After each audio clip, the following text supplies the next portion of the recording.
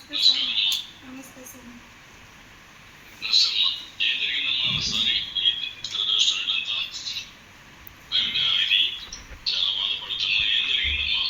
పిల్లలకి టీసీ తీసుకొస్తామని స్కూల్ లోపలికి వెళ్ళి టీసీ తీసుకొని బయట వచ్చినాను సార్. టీసీనే చింపేదానికి ట్రై చేసినారు. నా పిల్లల భవిష్యత్తు, నా పిల్లల లైఫ్ చింపగానే నేను చెయ్యొద్దు పెట్టినాను. 2 చెయ్యలు లాగి వెనక పట్టుకొని చీరనంతా పెరిగి ఇదిలిచ్చి గొంతుని పట్టి పిసికి చంపుతానో లేదో చూడు, ఎవడొస్తాడో రాని అని లాక్కొచ్చి చెట్టుకి కట్టేసినారు సార్.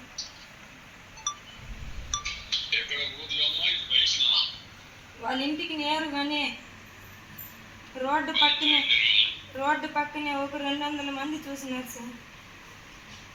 చూసి చూడనట్లు పోయేవాళ్ళు. ఇది లైవ్ చేసినట్టు నాకు కూడా తెలియదు. నిన్న పోలీస్ స్టేషన్కి వస్తే అక్కడ చూసినాను నేను సెల్లులో వీడియో. మా కొడుకునైతే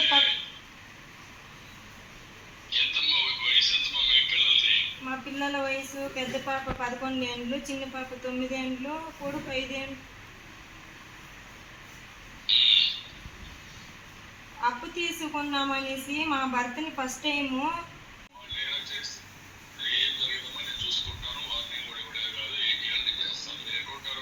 నారాయణపురంలో సార్.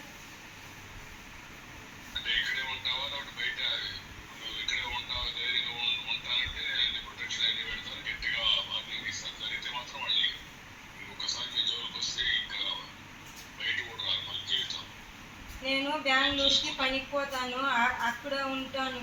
మా అమ్మ ఉంది నాతో పాటు. పిల్లోళ్ళు ఇక్కడ చదువుకుంటారు. వచ్చిపోయేటప్పుడు ఏదైనా జరిగితే వాళ్ళే మూల కారణం.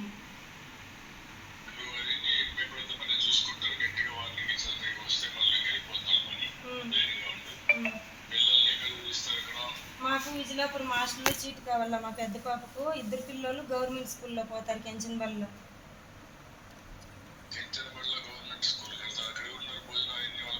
మా మేనమామ పెండ్లం చూసుకుంటారు మా పిల్లలు.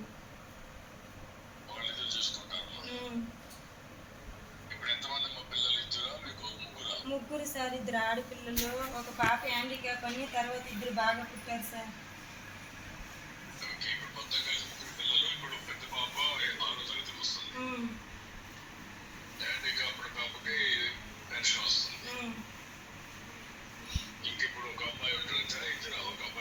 ఒక అబ్బాయి అమ్మాయి ఉంటారు.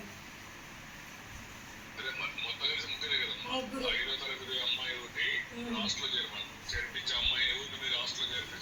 మధుశ్రీ పెద్ద పాప హ్యాండిక్యాప్.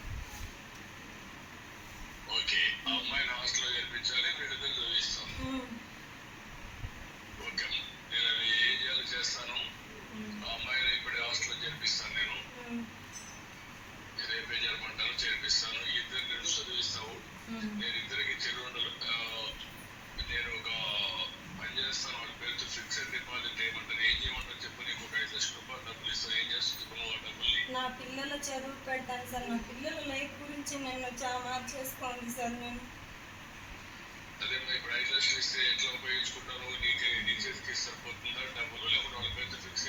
వాళ్ళ పేరుతో ఫిక్స్ చేసుకుంటాను సార్. నేను నా పిల్లల లైఫ్కి అసభ్యంగా మాట్లాడేవాళ్ళు. ఇంట్లో మా ఇంటి ఆయన లేని సమయంలో మా ఇంటి ఆయన టెన్షన్ తట్టుకోలేకుండా వెళ్ళిపోయినాడు బయట కూలి పని చేసుకునేదానికి.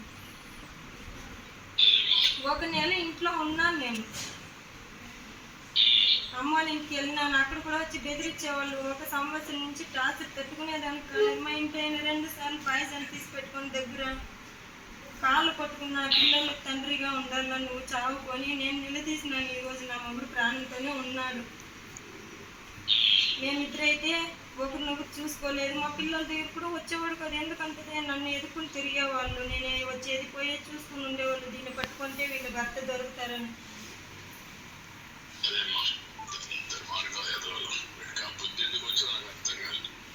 అడుక్కున్నాను సార్, అడుక్కున్నాను, చేతులు జోడించి. ఇంటికి తాళం వేసినారు. తినేదానికి బియ్యం ఎత్తుకునే నేనే పగలు కొట్టేసినాను. పిల్లల లైఫ్ కదా సార్. చదువుకొని నా బిడ్డలు ఇక్కడ ఖాళీగా ఉంటే మన పెద్ద పాపను అక్కడ చేర్చేసి సేఫ్టీగా పోయి ఏదో ఇంట్లో పని చేసుకొని అప్పు తీర్చుకుంటామని నా ఇదికి నేను ఉన్నాను సార్. 5th క్లాస్ అయింది, 6th క్లాస్ పోతుంది. పెద్ద పాప హ్యాండిక్యాప్. మీరు ఇచ్చే పెన్షన్తోనే ఆ పాప ఈ మారి దాడి చేసే వాళ్ళతో 1వ తేదీ వస్తే పెన్షన్ తీస్తే చేతిలో నుంచి లాక్కొని ఉండారు. ఒక కాయ పండు ఏది తినేదానికి కాదు. ఆ పాప డబ్బులు కూడా అప్పులకు జమ చేసేవాళ్ళం.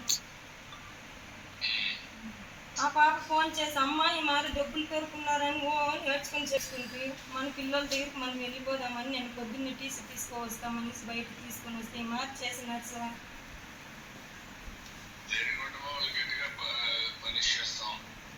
మీ తరపున నుంచి మా ప్రాణానికి లైఫ్ లాంగ్ మాకేది జరగదు.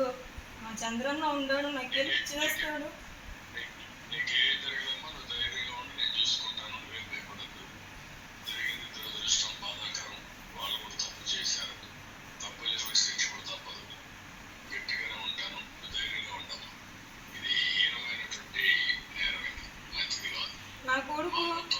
నా కొడుకు వాళ్ళ కాళ్ళు పట్టుకున్నాడు సార్. మా అమ్మని ఏమి చేయకండి, నా పిల్లోడికి 5 ఏళ్ళ వయసు సార్.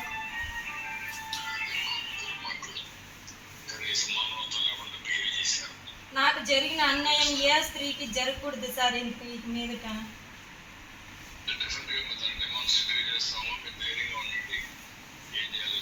నాకు ఇప్పుడు కూడా నమ్మకం లేదు సార్. ఎప్పుడో ఒక చోట చంపే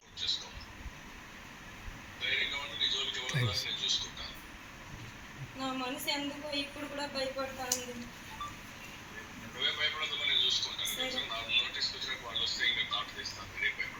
సరే సార్.